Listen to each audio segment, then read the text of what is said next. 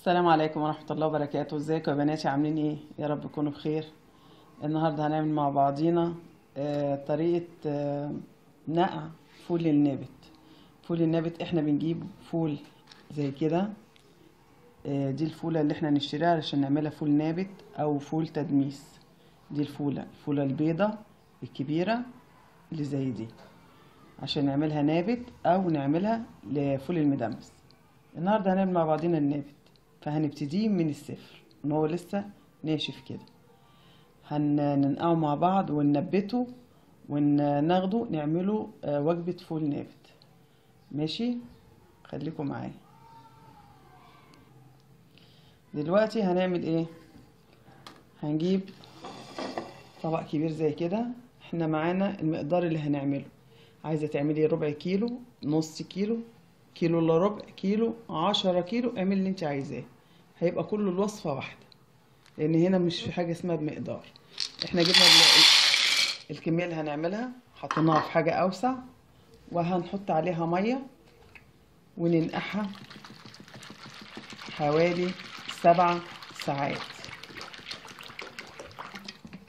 كده. احنا غطيناها بالمية، ولما يطلع الفول على الوش كده تنزليه كده. حطيناها في قلب المية وهننقعها من 7 ل 8 ساعات. وبعد ما تتنقع هنعمل ايه؟ هنطلعه وننبته بالطريقة اللي تطلع بقى ايه الزلومة بتاعته دي. هنشوف مع بعضين، خليكم معايا وهنشوف. بعد 7 ساعات هنرجع واوريكم الطريقة، خليكم معايا كده. حبايبي رجعنا تاني بعد ما الفول اتنقع من 7 ساعات ل 8 ساعات. انا سبته براحته، لان الفول لازم تسيبيه على قد ما تقدري. كل ما تسيبيه كل ما ينفش ويكبر، والزلومه بتاعته تبتدي تطلع بقى من هنا. طب الخطوه التانية بنعمل ايه بعد ما سيبناه بليناه؟ يعني تقريبا ليله بحالها او 8 ساعات. احنا بنجيب معانا فوطه مطبخ نظيفه زي كده او كون جديده كده، وبنحط في قلبيها الفول كده اهو بالشكل ده. طب ليه بنحطه في فوطه؟ لو فضلتي حطاه في ميه هينبت وكل حاجه، بس الفوطه بتسرعه بسرعه، بتخليه يبقى سريع في انه يتفتح والزلومه بتاعته تبتدي ايه تزرع وتطلع. فاحنا كده حطيناه في الفوطه، بنقفلها كده بالشكل ده كده اهو، بالشكل ده كده، وبتسيبيها بتجفف جواه، وما بيلاقيش غير الندى البسيط، الماء اللي فاضله في قلبيه. فده اللي بيسبب زرعه الزلومه بتاعته تطلع بسرعه وانه يزرع. وبقى ساعتها بقى ممكن تاخديه وتحطيه في قلب الحله وتسويه. هنسيبه كده لحد الزلومه بتاعته ما تطلع او الجنب بتاعه يزرع، وهنشوف بعد كده نسويه ازاي. هنسيبه كده في الفوطه لحد ما الزرعه بتاعته تطلع، وهقول لك قعد كام بالظبط، كام من الوقت، وهنعمل بيه ايه بعد كده. خليكم معايا يا حبايبي. رجعنا تاني حبايبي، وبعد ما عدى يوم على تنبيت الفول النابت نشوف بقى شكله ايه دلوقتي. افتحوا كده مع بعضينا ونشوف شكله وصل ايه. بسم الله الرحمن الرحيم.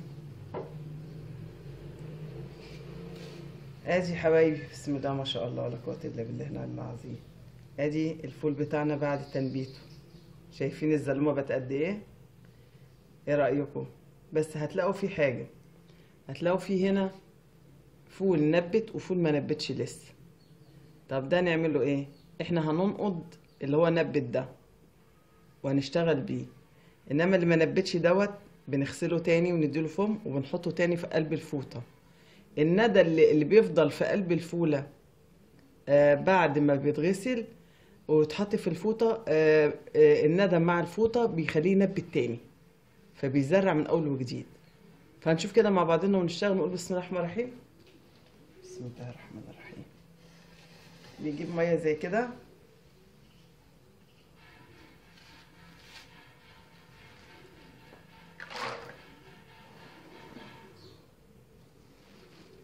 ونحط في قلبها الفول وبنغسله تاني وبنديله فم.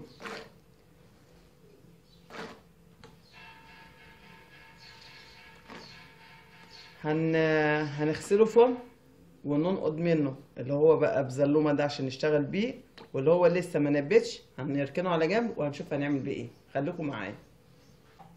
رجعنا تاني حبايبي بعد ما غسلناه فم ونقضناه. نقضنا هنا اللي هو اللي زرع اللي نبت، ودوت اللي لسه ما زرعش بس تيري.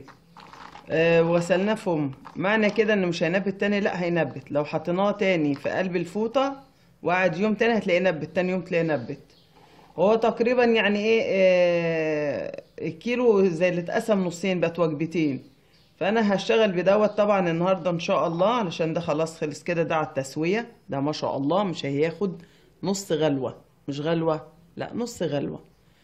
فدوت هنعمله النهارده ان شاء الله. ودوت لما يزرع تاني ان شاء الله نشيله ونكيسه ونعمله وجبة تانية في يوم تاني.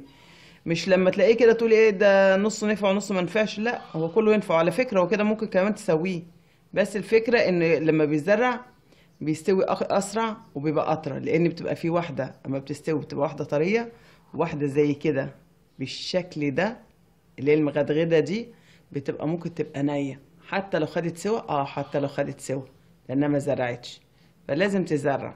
انما ديت ممكن لو حطيتها مع اللي زرعوا هنا دول تستوي تبقى جميله جدا، ما فيهاش حاجه. بس احنا ايه سبحان الملك، هي كده اتقسمت على وجبتين، فهنشيل وجبه وهنشتغل بوجبه النهارده. ولو كان في وقت في الفيديو انا كنت طبخت لكم النهارده ووريت لكم طريقته، فانا هعمل لكم فيديو بيه جديد ان شاء الله طريقه طهيه. وان شاء الله مع بعضنا في فيديو جديد باذن الله، ويا رب يكون فيه الافاده ليكم، ويكون اسعدكم النهارده الفيديو بتاعي. واذا عجبكم ما تنسوش اللايك وسبسكرايب، وان شاء الله مع بعضنا في فيديو جديد باذن الله تعالى. والسلام عليكم ورحمه الله وبركاته.